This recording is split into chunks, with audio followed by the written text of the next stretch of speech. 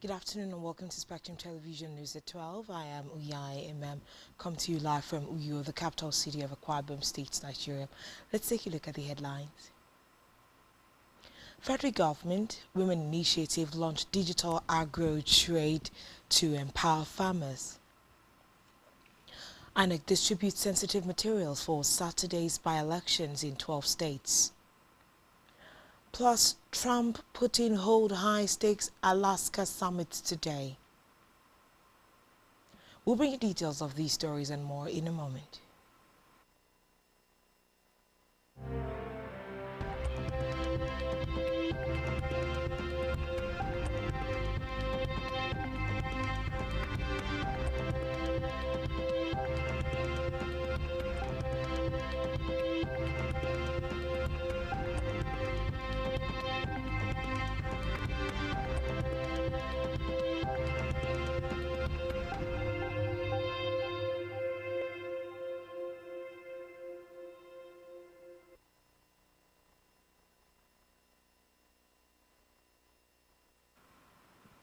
Good afternoon and thanks for joining us. First on the news at this hour is that the federal government, in collaboration with Nigerian Women for Agricultural Progressive and Development Initiative, has launched Sovereign Agro-Trade System (SARS), a technology-driven platform to transform agriculture by connecting farmers to markets, finance and global opportunity, building wealth from the soil digitally and inclusively.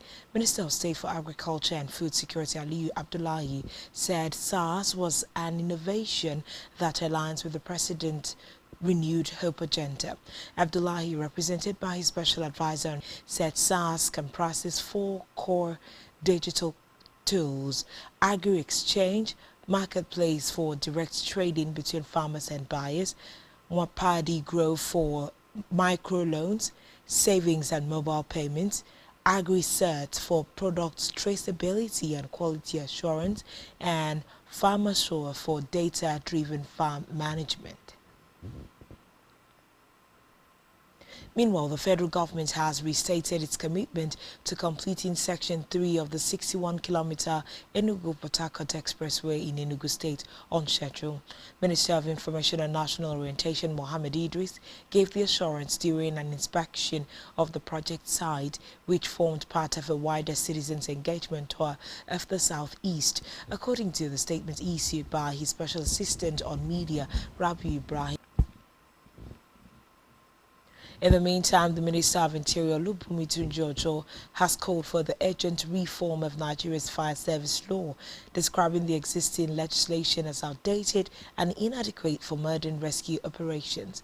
Speaking at the decoration of the new Comptroller General of the Federal Fire Service, Olumode Adeyemi, in Abuja, Tunjojo noted that the law guiding the service was enacted over 6 decades ago and no longer meets current operational realities. The minister stressed that the performance of the fire service should be measured by its ability to prevent loss of lives and property.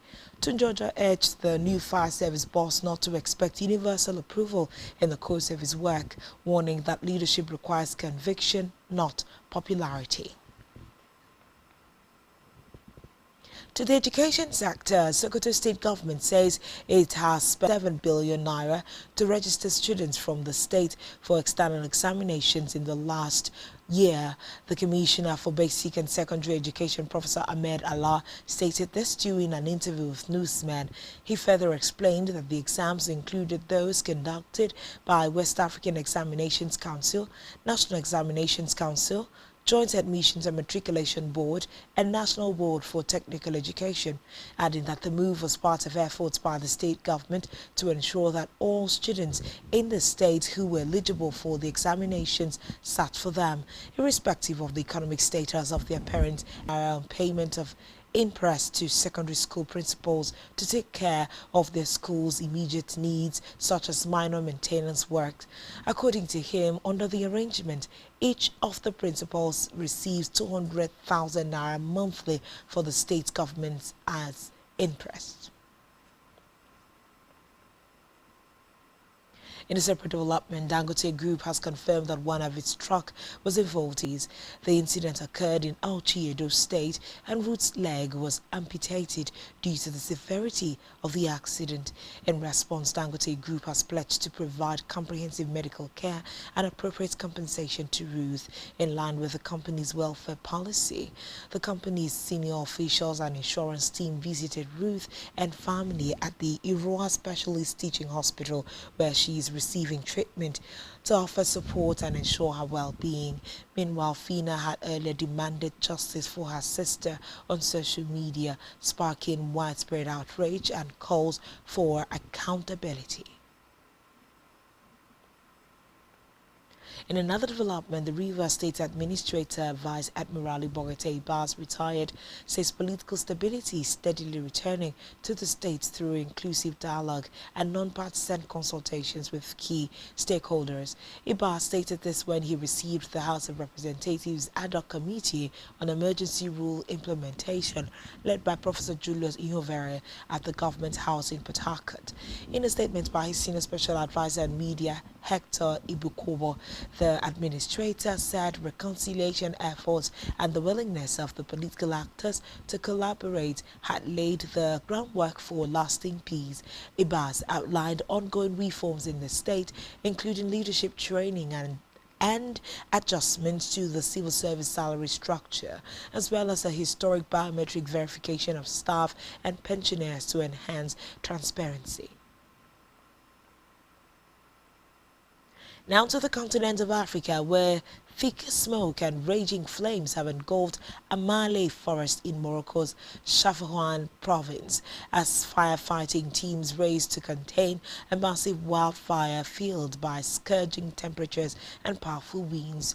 Reports say Civil Protection Unit, the armed forces, along with other authorities and firefighters, have joined forces to contain and reduce the blaze. Authorities said residents have been evacuated and teams remain on high alert to prevent the flames from spreading further.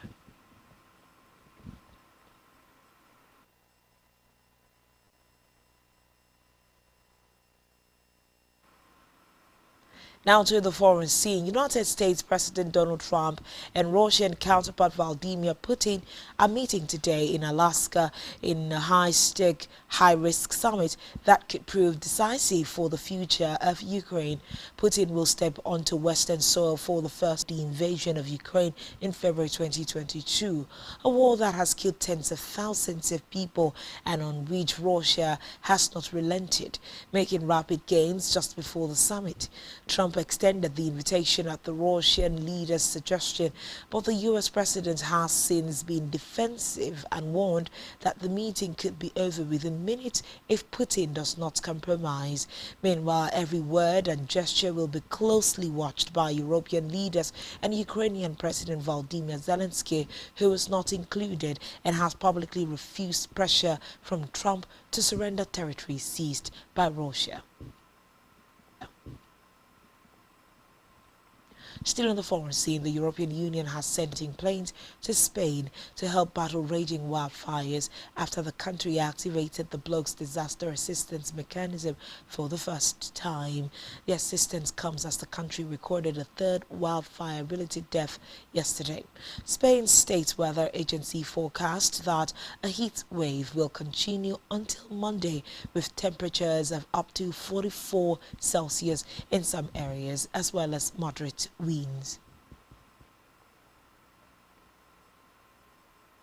Still to come in the news. Leipzig signs Brazilian striker Romulo as Sesko replacement for €25 million. Stay tuned for details of this and more in a moment.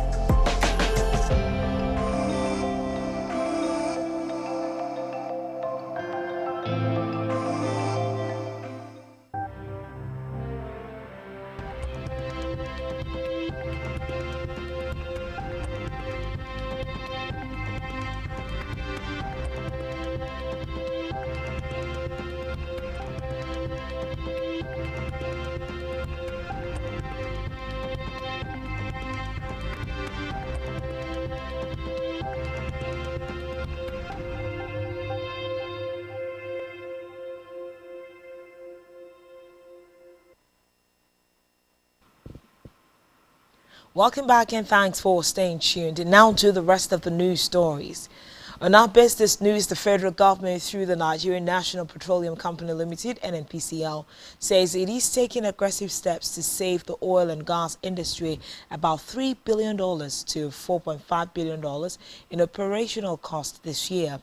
The Group Chief Executive Officer of the NNPCL, Bayo Julari, stated this in Lagos in a keynote address at the Nigerian Association of Petroleum Explorationists 50th anniversary celebration.